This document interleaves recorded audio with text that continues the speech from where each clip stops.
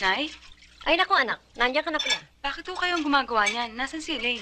Ay nako, alam mo kanina, nagpunta sa eskwelahan. At nung lumabas siya, nakita ko bihis na siya.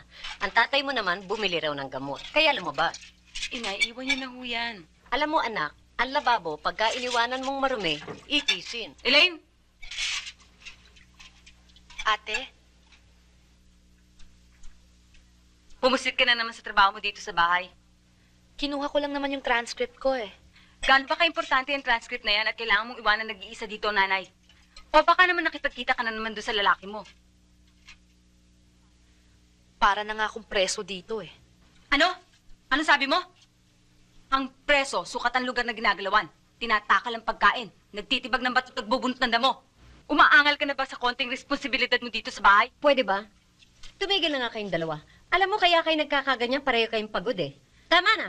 Nay, paano naman napagod yan si Elaine? Pinagpapawisan lang naman yan pag nagtatrabaho dito sa loob ng bahay, ah. Pero kung layasan, kahit 1 linggong hindi natutulog yan, kaya niyan si Elaine. Binigyan mo na naman ng masamang kahulugan yung sinabi ko. Anong gusto mo, matuwa pa ako? O, baka naman gusto na magsarili ng kapatid mo. Ano? Paano siya mabubuhay? Eh kung yung sarili niya, hindi niya kayang pangalagaan. O baka naman aasa ka pa dun sa lalaki mo. Sige na, Elaine, magbihis ka na. Magbihis ka na. Ang hirap sa'yo, masyado kang ulukan. Konting bola lang sa'yo ng lalaki, patay ka na agad. Ayoko na mauulit ito, ha? Sagutin mo ako! Oo, ate.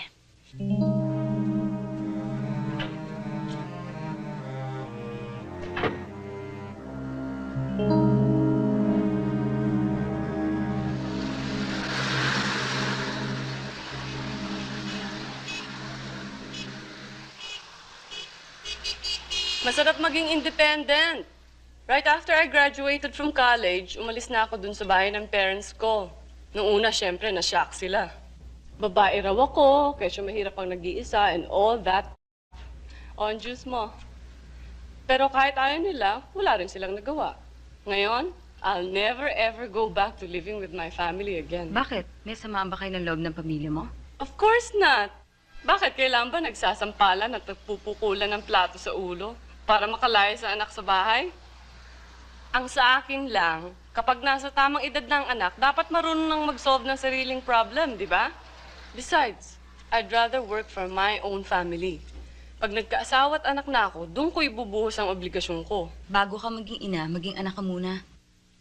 Elisa, I appreciate everything that my parents have done for me. Pero ngayon, may sarili na akong buhay.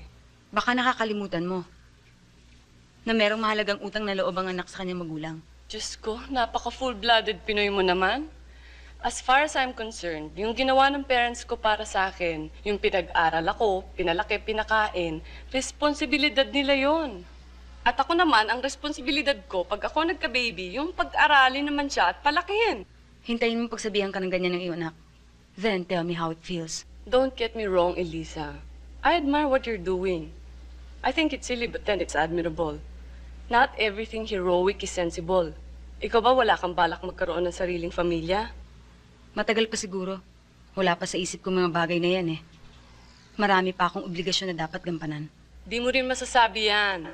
Pag dumating ang right time, right place, and right person, you tell me how it feels. Ma'am, nakanda na ho. Tara, kain na tayo.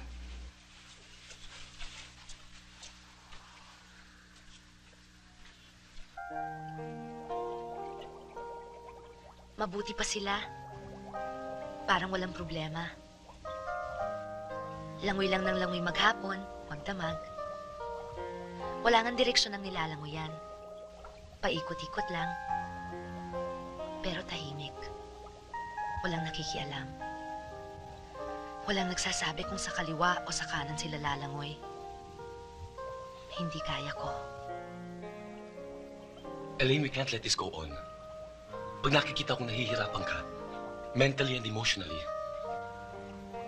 naapektuhan din ako. I don't know. Perhaps I just love you too much. I love you too, Rolly. Hindi ko nga alam kung anong mangyayari sa akin kapag ikaw ang nawala sa buhay ko.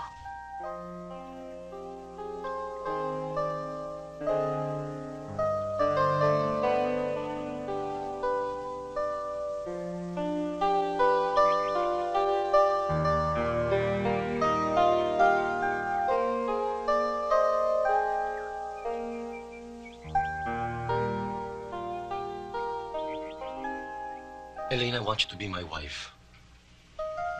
I know we can make it work. Isa lang ang hihingin ko sa'yo.